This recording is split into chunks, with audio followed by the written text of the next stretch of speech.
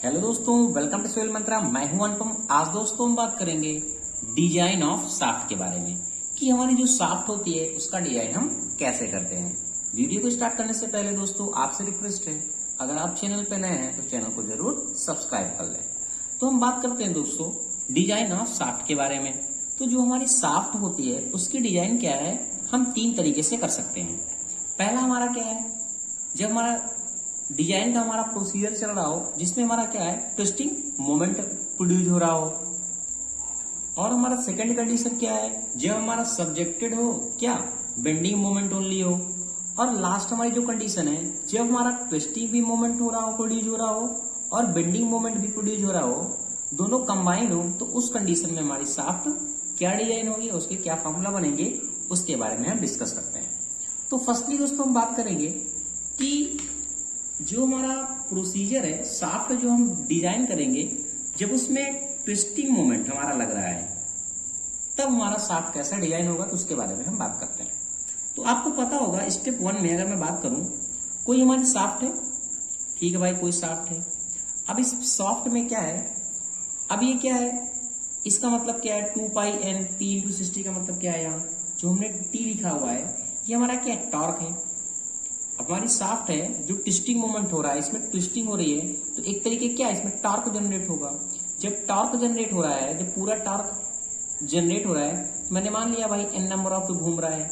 अब ये घूम रहा है, कितना घूमेगा, 2π घूमेगा, ठीक है, कित पे, 60 के रोटेशन पे, ठीक है। और p हमारा क्या एक तरीके से हमारा जो पावर लग रहा है उसमें, और t क्या है, हमारा टॉर्क है। तो इस तरीके से हमारा फॉर्मूला बन गया T = P/60/2πn। ये ऑलरेडी मैंने डिस्कस किया है, जब मैं power transmission of the shaft पढ़ाया था तब मैंने ऑलरेडी इसको डिस्कस किया था डिटेल से कि ये हमारा फॉर्मूला कैसे निकल के आता है। तो हमारा जो स्टेप 1 में है ट्विस्टिंग मोमेंट के लिए, तो हमारा T = फॉर्मूला हमारा टॉर्क यहाँ से मिल जाएगा T = P/60/2πn। यहाँ तक कोई भी प्रॉब्लम नहीं है, ओके। अब देखो एक कंडीशन हमारा और होती है बेल्ट के लिए। जब हमारा जो पावर का ट्रांसमिशन है ट्विस्टिंग उसमें बेल्ट में अगर हो रहा हो, तब हमारा टॉर्क का वैल्यू क्या आएगा, तो हमारा टॉर्क का वैल्यू क्या होता है, T = T1 - T2 × R। जो हमारा T1 और T2 यहाँ है वो हमारा क्या है, जो हमारा टेंशन प्रोड्यूस होता है, जो हमारा बेल्ट है, इसमें तरीके से हमारा जो हमारा टेंशन प्रोड्यूस हो रहा है दोनों साइड में, तो एक हमारा टाइट साइड के लिए है और एक हमारा स्लैक साइड के लिए, इसलिए मैंने T1 और T2 को कंसिडर किया है। और R क्या है, रेडियस ऑफ द बेल्ट है। तो यहां से हमें निकल गया कि हमें T की वैल्यू कैसे फाइंड करनी है, ठीक है। अब हम स्टेप 2 में क्या करेंगे, स्टेप 2 में हमारी शाफ्ट क्या है, दो तरीके से, ओके। तो हमें जो हमारा फॉर्मूला लगाना है, आपने पढ़ा होगा टॉर्जन इक्वेशन, आपने पढ़ा होगा क्या, टॉर्जन इक्वेशन। टॉर्जन इक्वेशन, तो टॉर्जन इक्वेशन हमारी क्या थी, T/J, जैसे कि दोस्तों मैंने यहाँ लिखा हुआ है T/J Q/R था। तो फॉर सॉलिड शाफ्ट के लिए जो हमारा T निकल के आता है, जो हमारा T निकल के आता है सॉलिड शाफ्ट के लिए π/16 πd³ होता है।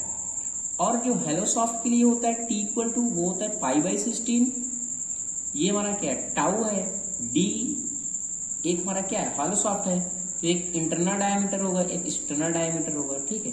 तो ये हमारा एक तरीके से हमारा डायमीटर है, ठीक है, outer diameter and inner diameter. और ये हमारा हो गया D0 जो आउटर डायमीटर है। तो ये फॉर्मूला हमारा निकल के आएगा और फॉर्मूले को हमें क्या याद रखना है। अब यहाँ से क्या है, हमें यहाँ भी T का वैल्यू मिल जाएगा, यहाँ भी T का वैल्यू मिल जाएगा। जिस फॉर्मूले के लिए एप्लीकेबल होगा हम क्या करेंगे, दोनों को इक्वल कर देंगे, तो यहाँ से हमें D का वैल्यू इजिली फाइंड हो जाएगा, ओके। यहाँ तक कोई भी प्रॉब्लम नहीं है। अब देखो ये फॉर्मूला हमारा आया कहां से, ये बताता हूं मैं थोड़ा सा आपको। हमें पता है हमारा जो टॉर्जन इक्वेशन होती है T/J Q/R होती है। Q या हमारा क्या है, जो टॉर्क मैंने लिखा हुआ है, ठीक है, ये हमारा क्या टाउ है। अब क्या है, यहाँ टाउ है, तो इसलिए टाउ। अब क्या है, हमें पता है T यहां से हम कंसिडर करेंगे तो क्या हो जाएगा, J, ये हमारा टाउ जिसको मैंने Q से भी डिनोट किया है, मैंने इसके पहले Q से डिनोट किया था इसको, क्योंकि आपकी बुक में Q से डिनोट था। अब ये अपान R आ गया। अब J क्या है, पोलर मोमेंट ऑफ इनर्शिया है। अब कितना होता है formula, πd⁴/32 into Q। R हमारा क्या है, R = हमारा क्या है, D/2 है।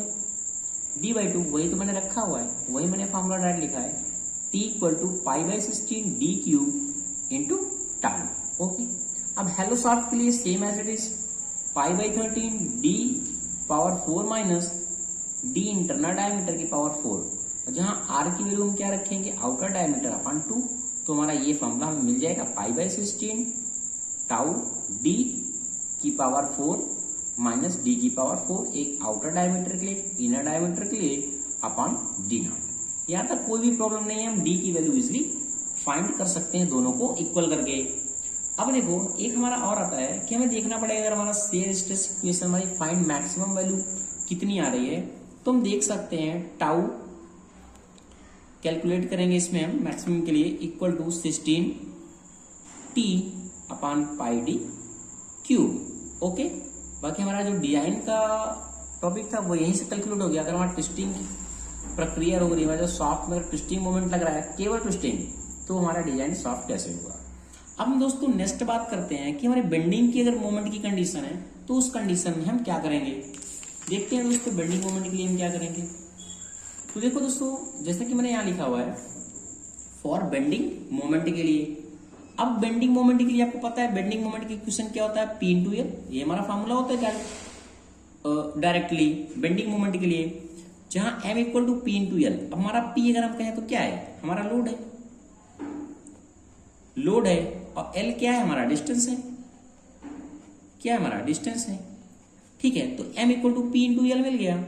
अब फॉर सॉलिड शाफ्ट के लिए किस कंडीशन में है, ये बेंडिंग की कंडीशन में है, याद रखना, ये आप मत भूलना, नहीं तो आपका पूरा क्वेश्चन गलत हो जाएगा। अब देखो जब ये बेंडिंग की कंडीशन में है तो आपको बेंडिंग इक्वेशन पता होना चाहिए, m equal to I equal to sigma b upon Y equal to E by R, यही तो होता है बेंडिंग इक्वेशन। हमें क्या कंसिडर करना है, इनको इक्वल करना है। अब हमें पता है आई हमारा क्या था, यहाँ मोमेंट ऑफ इनर्शिया जो था क्या होता है, पाई अपॉन 64 डी की पावर 4, यही तो होता है। ठीक है, ये होता है। अब इसी तरह हेलो के लिए क्या हो जाएगा, हेलो सॉफ्ट के लिए π/64 डी की पावर 4 एंड डी आई की पावर 4, आउटर डायमीटर के लिए और इनर डायमीटर के लिए। और क्या है, हम r इक्वल टू यहाँ d/2 रखेंगे, y इक्वल टू यहाँ, तो हमारा ये वैल्यू आराम से फाइंड हो जाएगा 64। ठीक है, तो वही हमने यहाँ किया है कि हमारा m का वैल्यू सॉलिड सॉफ्ट के निकलेगा π/32 d क्यूब और सिग्मा b। ओके, और इसी तरीके से हम यहाँ के लिए भी कैलकुलेट करेंगे, कितना, π/32 d की पावर 4 माइनस डी आई की power 4 and D not. Okay, यहां तक कोई भी प्रॉब्लम दोस्तों नहीं है। अब ये मत सोचना कि यहाँ डी की पावर 4 होगा, क्योंकि यहाँ डी की पावर 4 है और y इक्वल टू क्या होता है, आधा होता है हमारा d/2, तो ये डी की कैंसिल हो जाएगा ना यहाँ से, जब इसको हम कन्वर्ट करेंगे तो यहाँ हमें ये फॉर्मूला मिल जाएगा दोनों। ठीक है, अब हम बात करते हैं अगर हमारे दोनों फोर्स लग रहे हैं, कहने का मतलब अब हमारा जो शाफ्ट का डिजाइन कर रहे हैं subjected to combine twisting moment and bending moment की अगर दोनों की कंडीशन लग रही है, तब उस कंडीशन में हम क्या करेंगे। ठीक है, उस कंडीशन में हमने अभी पढ़ लिया है बेंडिंग मोमेंट की इक्वेशन क्या होती है, π/32 डी क्यूब सिग्मा बी, अभी मैंने बताया है।